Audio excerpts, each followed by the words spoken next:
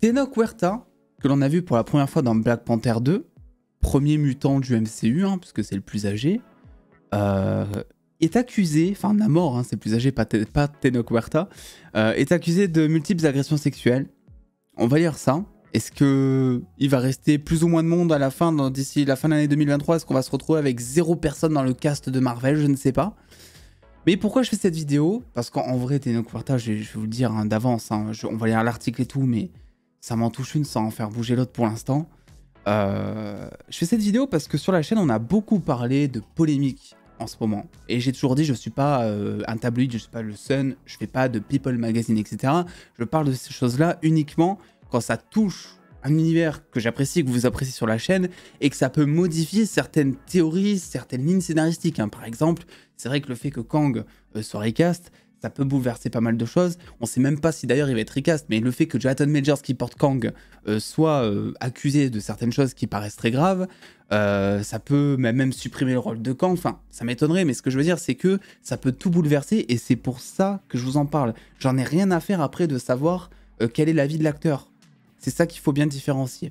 Et par exemple, pour le cas Ezra Miller, parce qu'on a aussi parlé d'Ezra Miller 2-3 fois sur la chaîne, lui aussi qui était accusé de plein de choses, beaucoup en fait ont pris le parti, ont interprété mes propos en disant que je prenais le parti d'Ezra Miller, que je défendais un criminel, etc. Et en vrai, je peux le comprendre parce que quand j'ai parlé d'Ezra Miller, j'ai dit qu'en fait l'acteur était juste accusé par la justice d'être rentré par effraction dans une maison pour avoir volé des bouteilles d'alcool, je crois, et un autre truc dans un bar, je crois, enfin, un truc pas très grave, entre guillemets, en tout cas, loin d'être aussi grave que séquestration de mineurs, etc., qui sont parmi toutes les accusations dont on a accusé Ezra Miller notamment. Et en fait, il faut que vous vous mettiez à ma place. Je sais que c'est très compliqué parce que je suis créateur de contenu, et créateur de contenu, c'est un boulot qui est genre trop chelou. Hein, on va pas se le cacher. Même moi, des fois, je comprends pas ce que je fais, hein, pour être honnête. Mais je sais une chose, c'est que quand je commence à parler de la vie des gens, je ne théorise pas. Je pense qu'il y a un temps pour théoriser et un temps pour être dans le factuel. Et quand je parle de la potentielle fin de carrière de Jonathan Majors, quand je parle des accusations d'Ezra Miller, je peux pas faire en mode théorie du complot, en mode Disney, à payer des avocats, racheter la justice pour que les procès passent crème, etc. Non. On théorise sur des histoires, on théorise sur un univers qu'on apprécie, et c'est une part des choses que je tiens à faire, et que je veux absolument continuer de faire, si vous voyez ce que je veux dire. Donc en fait, quand je dis qu'Ezra Miller, oui, je vais aller voir son film Flash, parce que la justice a dit que parmi toutes les charges auquel on l'accusait, il a été condamné, il a été jugé coupable que pour être rentré en effraction chez quelqu'un, moi je prends ça en fait. Si la justice dit ça, moi je suis obligé de la croire. C'est le truc qui est le plus factuel. Et oui, à côté, j'ai vu la vidéo où il étrangle une femme, je crois, sur un tapis rouge, ou voilà. Et pour être honnête, cette vidéo, on n'a pas le contexte, qu'est-ce qui s'est passé avant, qu'est-ce qui se passe vraiment, enfin, je comprends totalement tout le monde, par exemple pour Ezra Miller, qui va dire que c'est un pourri fini. Mais moi, quand je fais une vidéo sur YouTube, en public, je suis pas en mode théorie du complot. Donc non, je ne défends absolument pas Ezra Miller, ou je ne défends pas Jonathan Majors, et je ne défendrai pas Tenoch Huerta, mais je m'en tiens à ce qui est factuel. Et dans le factuel, parmi tout ce qui s'est passé concernant Ezra Miller, il n'a aucunement été jugé coupable d'avoir agressé une femme physiquement. En tout cas, je ne te crois pas. Sinon, erreur de ma part, mais j'avais regardé et c'était pas le cas normalement. Donc, voilà. Après, c'est peut-être de ma faute. Peut-être que, par exemple, j'aurais dû, tu vois, le mentionner en vidéo. Parce que c'est vrai que dans la vidéo, si je me rappelle bien, je dis un truc en mode oui, Ezra Miller, il a été juste jugé coupable de ça. Donc, ça va. Le mec était bourré, défoncé. Il est rentré par effraction d'une maison. Voilà, c'est pas très grave et tout. C'est vrai qu'à côté, peut-être que j'aurais dû mentionner le fait que il y a des vidéos qui sont un peu cheloues, des trucs comme ça, tu vois, sans pour autant le porter coupable sur un truc ou voilà. Je vous avoue que ce genre de truc, c'est un petit peu comme les morts d'acteurs. Je crois que vous m'avez jamais vu parler sur YouTube du décès de n'importe qui en fait, en général, parce que ça me rend excessivement mal à l'aise Et j'ai du mal aussi à gérer ce genre de sujet parce qu'en fait, on n'est plus dans la passion, on n'est plus dans le fictif, on est dans quelque chose qui est réel, qui va toucher des personnes ou non selon la sensibilité de toi qui va regarder cette vidéo.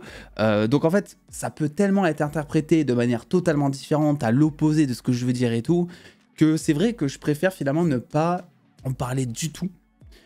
Et me fier par rapport à ce qui est factuel, mais peut-être que du coup ça a été mon erreur là-dessus concernant Ezra Miller en tout cas, même si globalement vous avez tous compris ce que j'ai dit et qu'il n'y a pas eu de souci, mais c'était vraiment pour mettre un petit point sur les 2-3 doutes qu'il y avait en commentaire ou les 2-3 questionnements ou voilà, les 2-3 râleurs qui vont dire mais Steven, mais comment ça tu défends Ezra Miller? Voilà, non, je tenais juste à clarifier la chose parce que s'il faut ça va être moi aussi le souci, mais au moins là tout est clair, en tout cas je l'espère. Passons du coup maintenant à Tenoch Huerta, parce que ça reste quand même la news de cette vidéo. Et voilà, je me dis, c'est le moment d'en parler, puisqu'en plus, dans 2-3 jours, normalement, en tout cas, il y a la conclusion du procès, enfin, en tout cas, le nouveau cycle du procès de Jonathan Majors qui est entamé. Donc, peut-être qu'on va avoir des informations, on va savoir s'il est recast, pas recast, enfin, je sais pas trop. Et là, donc, on a cette news avec Tenoch Huerta qui se pointe, rapportée ici par Comics Blog, que je vais lire en français, au moins il y a zéro doute, ça sera pas un article anglais traduit en français québécois comme j'aime le dire. D'ailleurs, ne vous vexez pas les français québécois aussi quand je dis ça, j'aurais pu dire en français belge, en français suisse, en tout ce que tu veux, en ribérien même, ça peut marcher, je vais dire ribérien, au moins ça choquera personne. Donc Tenoch Huerta, Black Panther Wakanda Forever accuse de multiples agressions sexuelles.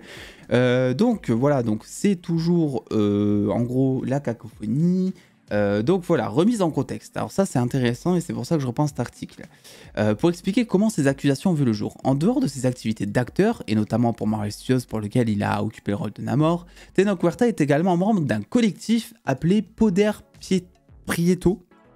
Voilà, accent de ouf, qui regroupe actrices, acteurs universitaires et membres de l'industrie, blablabla, qui ont été discriminés en raison de leur origine et aux couleurs de peau. Donc en gros, on va dire, pour vulgariser tout ça, ce collectif, c'est une espèce d'association qui regroupe des acteurs qui ont été victimes de racisme, puisque Tenoch Huerta est d'origine, alors là je vais me tromper, je sens que vous n'allez pas me rater en commentaire, il me semble qu'il est d'origine colombienne, je sais pas si c'est mexicaine ou colombienne, j'ai un doute. Mais bon, vous avez compris. Le collectif milite au travers de podcasts et d'actions culturelles contre le racisme et pour l'inclusivité et les représentations diverses au sein des industries cinématographiques et télévisuelles. Donc jusque-là, rien de ouf, c'est même une bonne initiative. C'est dans le cadre de ce podcast qu'une émission a été enregistrée dans laquelle la saxophoniste Elena Rayos, activiste originaire d'Oaxaca, voilà, un état du sud du Mexique, hein, très bien, merci pour la précision, Comics Blog, ayant survécu à une attaque à l'acide en 2019, était invité. Donc on lui a demandé de partager son expérience d'une saxophoniste qui s'est fait agresser en 2019, et donc elle est invitée dans un podcast pour parler de tout ça. Problème, l'équipe du podcast est visiblement mal comportée en décidant de ne pas rémunérer la musicienne pour son intervention, suite à quoi cette dernière refusait que l'émission en question soit diffusée en ligne. Donc elle a tourné l'émission, elle s'est rendue compte qu'elle n'était pas payée, et après elle a dit bah non, je veux pas qu'elle soit en ligne parce que j'ai pas été rémunérée. Sur les réseaux sociaux, la saxophoniste interpelle le collectif qu'elle qualifie de secte pour ne pas avoir respecté sa volonté. En parallèle, Rayos accuse Tenoch Huerta, qualifié dans un premier temps de prédateur. Donc là il y a son tweet en espagnol, voilà, qui n'est pas traduit, mais ça nous résume plutôt bien pour l'instant. Par la suite, les accusations vont plus loin. Elena Rayos accusant donc l'acteur de violence et d'agression sexuelle dont elle dit avoir été victime. Elle et plusieurs nombreuses autres femmes, apparemment, donc pas que elle. Plus grave encore, la saxophoniste affirme que le collectif en question l'aurait, à la suite de l'enregistrement de cette émission, et pour acheter son silence, invité à une sorte de bal caritatif pour qu'aucun scandale ne vienne entacher la réputation de l'acteur. Donc, en gros, ce qui s'est passé, c'est que l'acteur, donc Tenoch Huerta, qui fait partie de ce collectif, et bien on a cette saxophoniste qui déjà n'était pas content de sa rémunération et qui en plus a accusé publiquement l'acteur. Et bien en fait le collectif a voulu protéger son image de collectif déjà dans un premier temps, et aussi par définition Tenoch Huerta, sa réputation, en essayant de soudoyer potentiellement en tout cas la saxophoniste, en disant tout simplement bah viens, on t'invite à un bal hyper prestigieux, tout ça, tu vas kiffer, etc. Chose qu'apparemment elle a pris pour du soudoiement, ça se dit, du soudoiement, voilà, on va dire ça comme ça. à l'heure de la sortie, et en plus c'était en même temps que Black Panther Wakanda Forever. Autrement dit, Poder Prieto aurait couvert les agressions, donc le collectif aurait couvert les agressions et le comportement de prédateur de Tenoch Huerta. Voilà. Pour l'heure, cet article relaie essentiellement les propos de la saxophoniste. Du côté des États-Unis, l'emballement médiatique ne s'est pas fait attendre. Les accusations sont en effet très graves, en particulier si un groupe de militantisme et d'entraide politique a effectivement servi de terrain de chasse à une vedette de cinéma, c'est pas faux, et nécessite que soient prises au sérieux les déclarations d'Helena Rayos en attendant de voir si d'autres personnes viendront appuyer ses dires. En général, les gars, je vais pas vous le cacher, que ce soit vrai ou faux, il y a toujours d'autres témoignages qui arrivent par la suite, puisque soit ça motive d'autres victimes à sortir de l'ombre, et on l'a vu pour des youtubeurs récemment, on l'a vu pour plein de choses, soit ça motive tout simplement des gens voilà, aux propos douteux, on dira, qui sont intéressés par l'argent notamment, à essayer de faire tomber l'acteur. Donc voilà, mais généralement il y a toujours d'autres personnes. Du côté de Marvel Studios, l'embarras sera forcément conséquent dans la mesure où le groupe doit déjà créer publiquement le fait qu'une autre de ses vedettes, Jonathan Majors, est actuellement sous les feux des projecteurs, voilà. Donc là je crois qu'il rappelle un petit peu voilà, l'affaire Jonathan Majors. Voilà, donc ils disent que Marvel s'est montré peu loquace sur cette affaire, et c'est normal puisqu'ils attendent, comme je le fais finalement, ils attendent, même si bon, c'est un petit peu plus le bordel, je pense, en interne de chez Marvel Studios, mais eux attendent le verdict final pour savoir quoi annoncer, même si je pense que Marvel Studios a déjà plusieurs options dans les cartons et qu'il y a eu déjà plusieurs réunions en interne de chez Marvel Studios, je pense, pour décider de ce qui se passerait si jamais Jonathan Majors, le grand méchant de cette saga du multivers, qui porte par définition des millions, voire des milliards sur ses épaules, qu'est-ce qu'ils vont faire de lui, qu'est-ce qu'ils vont faire de son personnage et comment ils vont gérer tout ça. Et voilà, ensuite, voilà, après, voilà, ils parlent d'autres choses. Voilà, grosso modo, ce qui se passe. Et pourquoi je voulais parler de cet article? Parce que, comme d'habitude, à chaque fois qu'il y a un acteur qui est dans la sauce, pour des raisons qui des fois sont cool, cool, non, il n'y a jamais de raisons cool, mais vous avez compris, des raisons légitimes, comme des raisons totalement théoriques, de suite, l'acteur se prend une saucée. Et je comprends pas. Les gens cherchent à inventer des vies aux gens. Attendez de voir que les choses se passent. Moi, je pense qu'il y a des choses qui sont déjà là, dans notre monde actuel, qui sont déjà pas tip-top. Donc, si vous voulez râler, prenez ces choses qui existent déjà. Par exemple, n'allez pas inventer des vies aux gens. Et ça, j'ai l'impression aussi que quand t'es acteur, c'est un petit peu, c'est triste à dire, mais c'est le quotidien. C'est vrai qu'avant, je parle de ça il y a 20-30 ans, même il y a 10 ans peut-être, hein, un peu plus, mais il y avait beaucoup moins de ce genre d'histoire en fait. Alors c'est bien, mais en même temps c'est mal. C'est bien parce que ça veut dire que les réelles victimes ont pris confiance et même face à des grosses stars qui sont hyper influentes, n'ont pas de mal maintenant à pointer du doigt et se font soutenir sur les réseaux sociaux à chaque fois. Mais forcément, le mal dans tout ça, c'est qu'il y a des personnes non légitimes qui sont intéressés par l'argent notamment, qui veulent aller en procès pour avoir, pour avoir du pognon, pour avoir de la thune, n'est-ce pas, pour être dédommagés voilà, par rapport à leur agression apparemment. Et là-dessus, en fait, qu'est-ce qu'on croit, tu vois? Comment, et je comprends, c'est difficile de savoir quelles sont les réelles victimes, qu'est-ce qui est faux là-dedans. Et c'est pour ça que c'est si compliqué. C'est pour ça que moi, j'attends le factuel. Voilà. Quand je théorise sur Kang, sur l'avenir de Kang dans le MCU suite au procès de Jonathan Majors, je théorise sur Kang. Je ne théorise pas sur Jonathan Majors. Je ne dis pas, ouais, je pense que Jonathan Majors, là, c'est la peine de mort. Je ne dis pas ce genre de choses. Je théorise sur le personnage. Quand je parle d'Ezra Miller, je théorise sur Flash 2. Je théorise sur Flash, généralement. Mais après, je me réfère à ce qui est tombé dans la justice. Et je pense que, en vrai, on est personne, vous, moi, Squeezie, n'importe qui, en fait. On est personne pour savoir si un acteur est coupable ou non dans sa vie privée, tu vois. Et puis très honnêtement, je m'en contrefous, tu vois. Jonathan Majors, c'est un acteur qui m'a l'air vachement inspirant. Mais s'il est jugé coupable, je serai le premier à dire « chais », tu vois. Parce que la justice aura décrété qu'il est coupable. Mais pour l'instant, je suis dans l'attente. Je suis pas en mode chais. Et je suis plus en mode j'espère qu'il est pas coupable. Déjà parce que c'est un acteur que j'aime bien. Et en plus parce que ça va foutre le bordel dans un univers qui me passionne, qui nous passionne.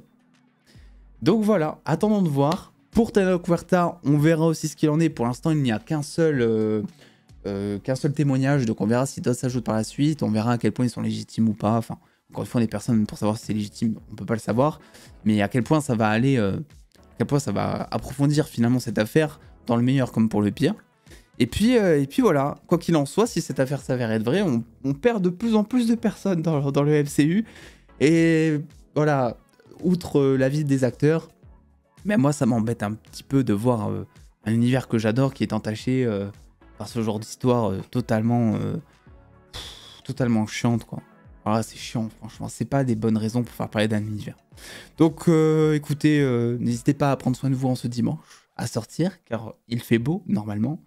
À profiter de vos vacances, parce que je sais que certains sont déjà en vacances. Si vous ne l'êtes pas, force à vous pour la semaine. Et puis attends les dos, prenez soin de vous, faites-vous bien kiffer. Des bisous les dos.